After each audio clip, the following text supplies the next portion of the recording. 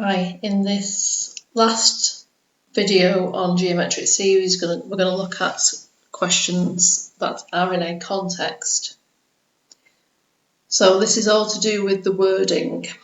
Okay, so the first thing to recognise is when you've got a geometric series, bear in mind the title of the question isn't going to be geometric series, so you've got to read from the wording and understand when you've got a geometric series. Bear in mind, it might not be geometric, it could be arithmetic, so just be prepared to spot that. So when you are doing a question in a context and it's a series question, write down the series so that you can recognise what sort of series that you have got. Then we've got to read the wording very carefully. So this is a prime example of one where the wording is quite awkward. A car was purchased for $18,000 on the 1st of January. So it's purchased for $18,000 on the 1st of January. On the 1st of January each following year, the value of the car is 80% of its value on the 1st of January in the previous year. Show that the value of the car exactly 3 years after it was purchased is $9,216. So we have got a car that was purchased for $18,000, and then the question on the 1st of January, then the question is about exactly 3 years after it was purchased, and the next question is n years after it was purchased. So 18,000 is its purchase price. If we then say that the value of the car is 80%, so if we do 18,000 times 80%, then that's 14,400, and that is 1 year after purchase. So 2 years after purchase would be that times 0.8. 3 years after purchase would be that times that one there times 0.8. Okay, because all the questions are referring to the number of years after it was purchased, I personally would be inclined to make that my first term, because that now relates directly to that. So if I want 3 years after purchase, then I want U3. And it will just mean that your formulae that you are used to using will make sense when it comes to the actual year after. So if we want exactly 3 years after purchase, then we need U3. So we're going to use the nth term formula. I'm not using that because I'm looking at the sequence after purchase. So it's going to be 14,400 times R, which is 0.8, to the n minus 1, which is going to be squared. So 14,400 times 0.8 squared is £9,216. Okay, so you've got to read it carefully. So you could get something that's paid at the start of the year, and then all the questions in this case are at the end of the year or after the first year. So as long as you're clear, I suppose you could have called that U0, although that would have been difficult. Okay, so just make the numbers make sense to you. That's how I would have done it. Work out the value of the car falls below £1,000 for the first time n years after it was purchased. So it falls below 1,000 for the first time n years after it was purchased. So we've got our AR to the n minus 1, 14,400 times 0.8 to the n minus 1, that's our position to term, that's our nth term. We know that for some value of n, that's got to go below 1,000. Okay, so this is now linking to what we did in the last video, where we need to solve this. So if I divide by 14,400, I'm going to get 0.8 to the n minus 1 is less than 5/72. Then I need to take logs. So I'm going to take logs. So log to base 10 of that is less than log to base 10 of that. Now I need to bring down that index.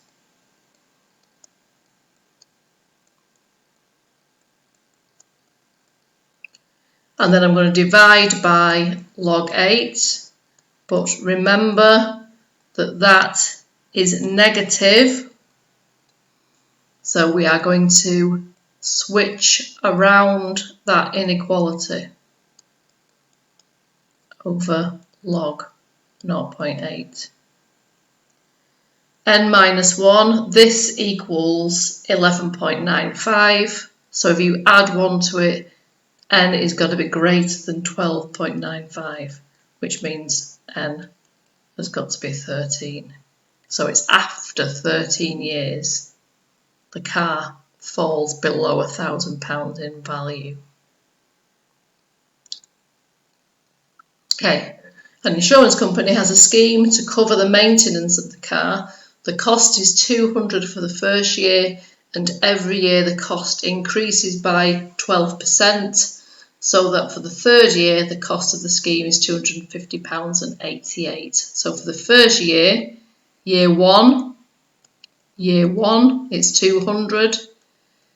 Year 2, it will be 200 times 1.12, which is 224. We're told for year 3, that's 250.88. Okay, so A is 100. This is U1, U2, U3. So they directly match. So it's a bit easier. R is 1.12. Find the cost of the scheme in the 5th year. So this is just the 5th term we want.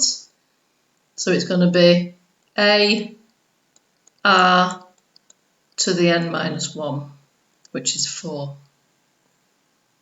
So U5 is going to be 100 times 1.12 to the power 4, which is, what's my answer? £314.70. Found it. To the nearest penny. Okay, so that was a position question. Last part, find the total cost of the insurance for the first 15 years. So these are the costs of the insurance each year. We need the total cost over the 15 year. So that's a sum question. So sum to 15 is going to be A 1 minus R to the n over 1 minus R. And that's going to be £7,455.94p. Okay, so that's the first one. All right, so it's important that you match whatever it's talking about to the term that you want, so that your formulae follow. Question 2. The adult population of a town is 25,000 at the end of year 1. So end of year 1 is 25,000. A model predicts that the adult population of the town will increase by 3% each year, forming a geometric sequence. Show that the predicted adult population at the end of year 2 is 25,750. So we just need to increase that 25,000 by 3%, and that comes to 25,750. So write down the common ratio, well, that's 1.03.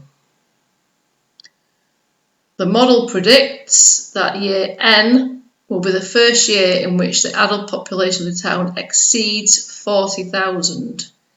So at the end of year 1 it's 25,000. Year N will be the first year in which the adult population exceeds 40,000. So again, this is a position question.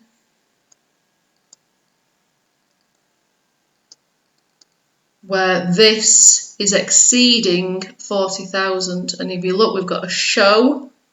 We've used log to base 10. So little n is now big N. A is 25,000. So 25,000 times R to the big N minus 1. That's got to exceed 40,000. So we'll divide by 25,000. 1.03 to the n minus 1 is greater than 1.6. So you can see where these are coming from. Now if we take logs, so log of that is greater than log of that. And then we just need to bring the indices down.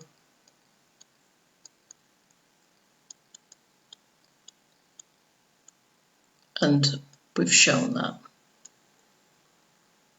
Okay, find the value of n. Well, value of n, we just now need to solve this. So n minus 1 is going to be greater than log of 1.6 over log of 1.03. Don't need to switch the inequality because this is more than 1, so this has a positive value.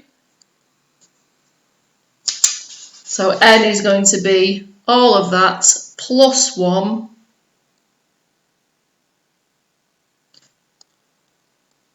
which is going to be greater than, so all of that is 16.9.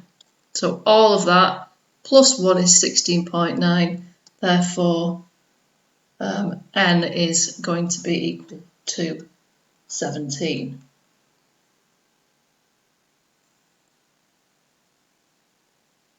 So year n will be the first year, so that's after the 17th year.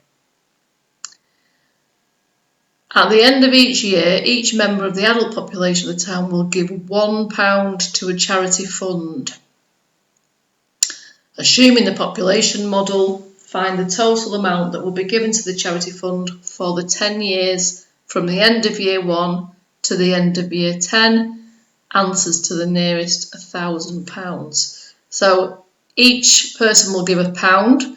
So by the end of year 1, there will be £25,000. By the end of year 2, there will be £25,000 plus that, and so on. So by the end of year 10, there will be the sum of the 10 terms for that population. So it's going to be 25,000, 1 minus 1.03 to the 10 over 1 minus 1.03. Stick that in your calculator, round it to the nearest 1,000, and it's going to be £287,000 to the nearest pound. Nearest £1,000, sorry. Okay. Question 3. Trading company made a profit of 50,000 in year 6, in 2006. So 2006 is equivalent to year 1. 2007 is year 2. It's increasing in a geometric sequence with a common ratio R. So therefore, in 2007, there's a profit of 50,000 R. Write down an expression for the predicted profit in year N. Well, A is 50,000, R is R, so UN, year N, is going to be 50,000 R to the N minus 1, just using the nth term. Okay, so it's the same thing. We don't know what R is, so we're just keeping it as an R. The model predicts that in year N, the profit will exceed 200,000. So this is the profit, predicted profit in year N. So we know that the predicted profit in year N is going to exceed 200,000. Okay, we just need to show that. So let's just go through the motions. We're going to divide by 50,000. We're going to take logs.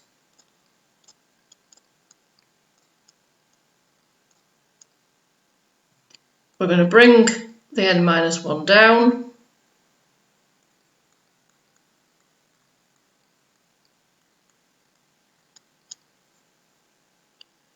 We're going to divide by log R.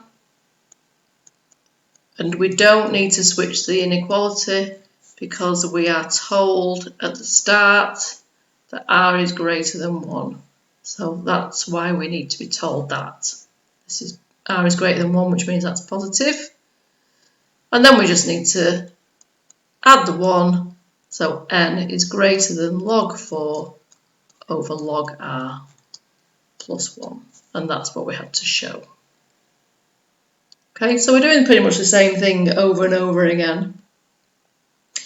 Using the model with R equals 1.09, find the year in which the profit will first exceed. Well, this is the formula that we've just worked out where the profit first exceeds 200,000. Find the year in which the profit first exceeds 200,000. And we're told that R is 1.09. So N greater than log 4 over log 1.09 plus 1. N has got to be greater than 17.09, therefore N equals 18. Okay, this isn't the answer though. Find the year. This is the term. So if we go back up to here, year 1, term 1 is 2006. Year 2, term 2 is 2007. There's a gap of 5, if you think. Or 2005, I suppose. From 1 up to 2006 and from 2 up to 2007. So we need to add 2005 onto that. So it'll be the year 2023.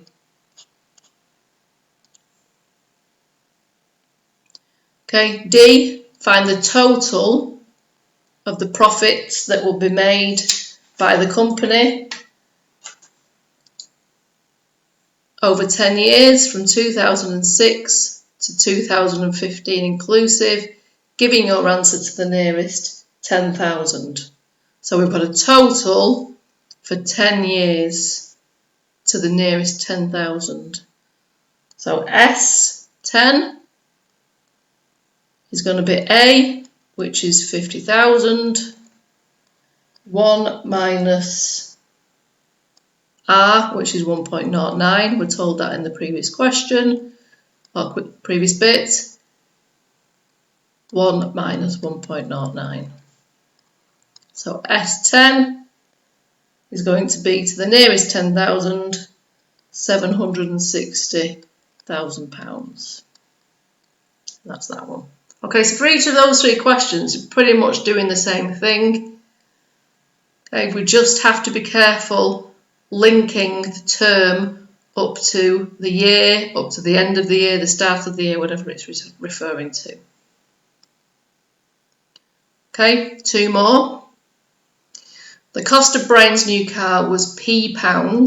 He accepted an interest-free loan of £P, which he agreed to repay by monthly instalments.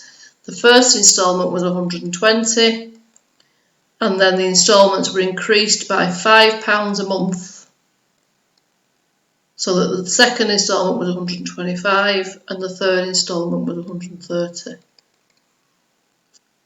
Given that the loan was repaid in n instalments and the final instalment was 325, show that n equals 42. Okay, this is U1, this is U2, this is U3, this is UN. Okay, now hopefully you've noticed something. This is not a geometric series, this is an arithmetic series. So we now need to switch. A is 120, D is 5, and the nth term for an arithmetic series is A plus n minus 1, D. We know this is 120. We don't know what n is. We know what D is, and we know for some unknown value of n that term is 325. 325, 120 plus 5n minus 5, just expanding that out. 325 is 115 plus 5n, so 5n equals 325 take 115, which is 210, which means n must be 42, as required. Okay, so this was an arithmetic series, so that's why you should always write out the series so you can see what you have got. B, find the value of P. So let's go back to the question. The cost of Brian's car is £P, and he accepted an interest loan of P. So we're after basically working out how much his loan was. He's paid 120, 125, 130 up to his final instalment, which is 325. So by the time he's paid this over 42 instalments, he's paid it off. So basically we are after the sum of his 42 instalments. Or we can use this equation or formula, A plus L in this case, rather than the more complicated one, because we know that his last instalment was £325. So 42 over 2, A, which is 120, plus L, his last instalment, which was 325. So you whack all of that into your calculator, then we will get 9,345. So that's what his loan was.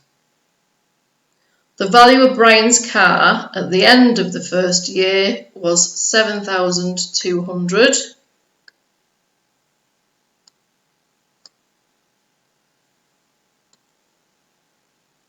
After the first year, the value of the car depreciated each month by 2% of the value at the start of that month.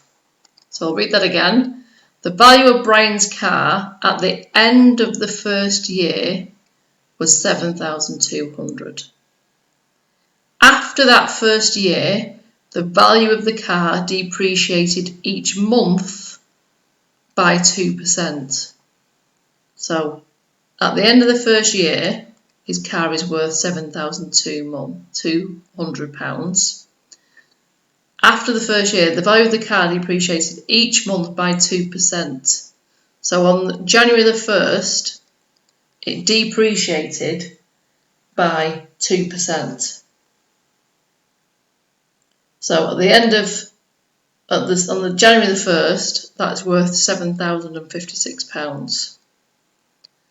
On February the 1st, that is worth £6,914.88. Calculate to the nearest pound the value of Brian's car at the end of the third year. So at the end of the first year, it's worth that. At the end of the third year, well, that's 24 months will have gone by.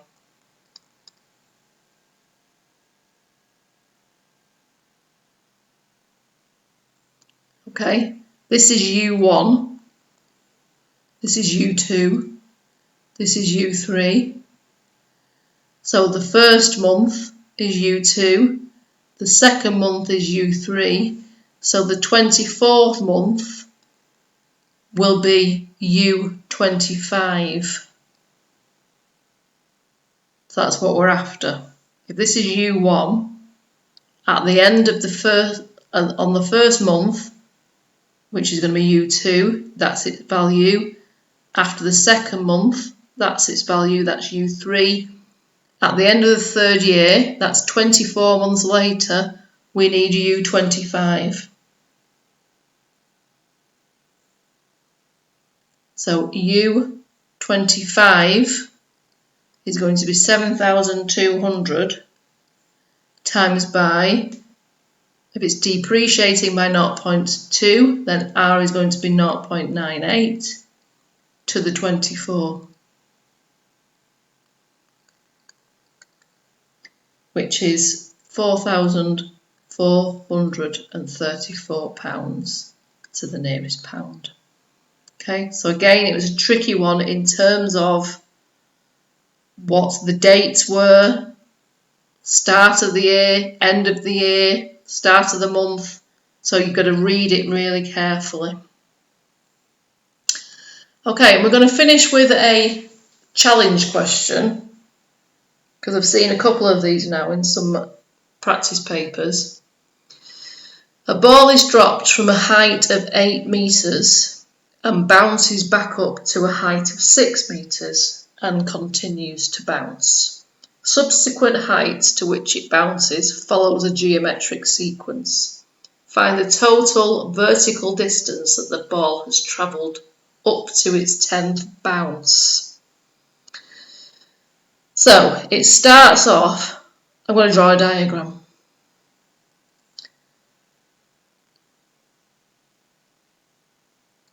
So it starts off from a height of 8 metres and then it bounces. So it bounces here, so that's bounce 1.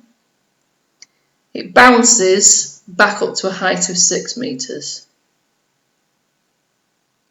So here's 6, let's say, and then it continues to bounce. So it's going to bounce back again, bounce 2, and then it's going to, and the subsequent heights which it bounces follows a geometric sequence.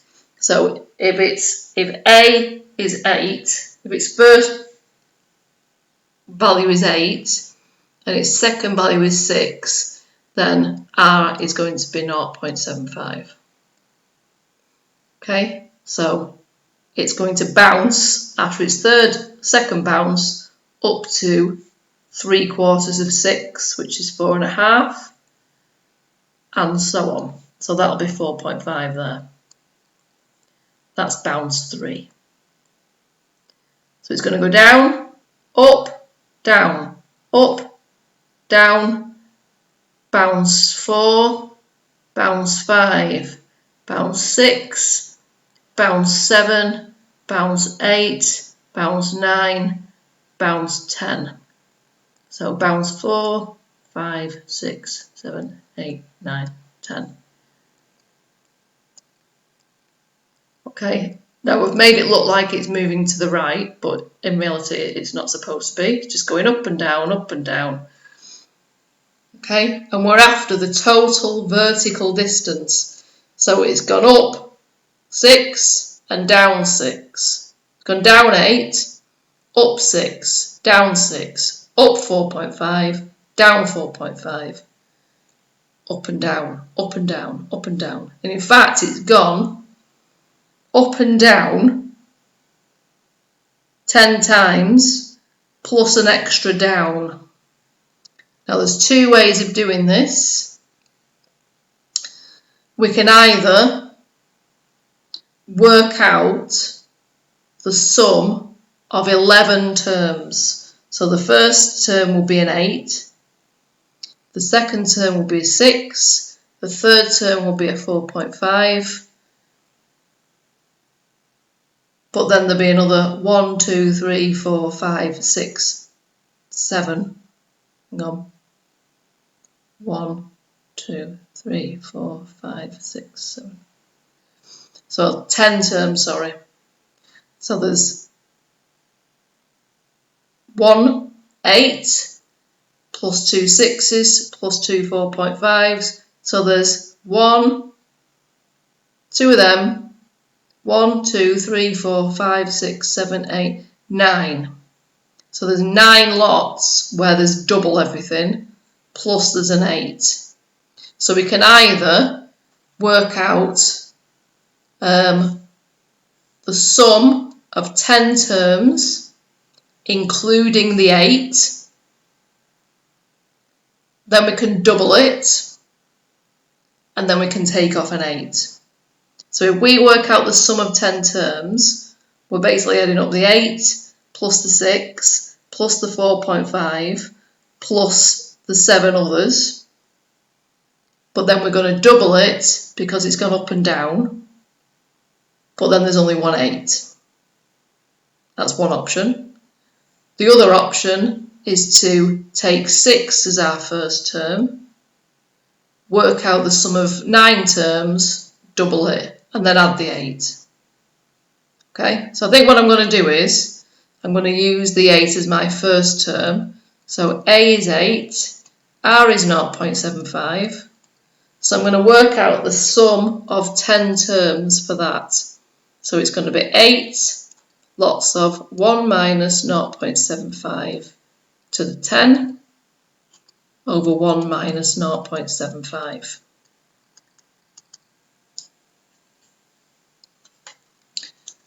Okay, so 1 minus 0.75 to the power of 10.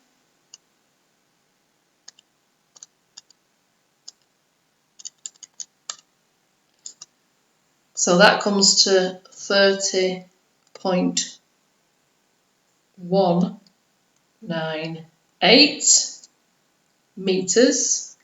So that is a sum of 8, we'll go over it in blue, the 8 plus the 6 plus the 4.5 plus that one, that one, that one, that one, that one, that one, and that one.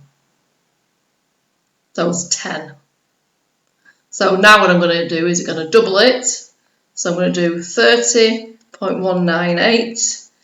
I'm going to times it by 2 because they've gone up and down, but because this one only went down, I'm going to take off 8.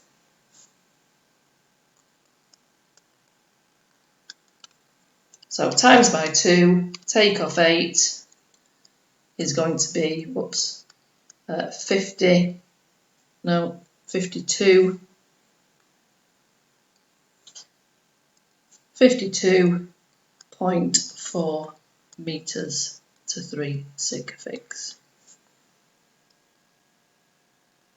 Okay, so you just need to have a think about it. Like I said, different ways of doing it, but a diagram definitely helps so you can see what is going on. Okay, so interesting question. I think there's one similar to that in the exercise that you're about to do. Okay, so practice. This is the last exercise, so this is going to be the last video. Exercise 3I, page 84, and I've just put in caution. Not all the questions are about geometric series. Some of them are about arithmetic series, so just be careful. Okay, that's the end of this last video.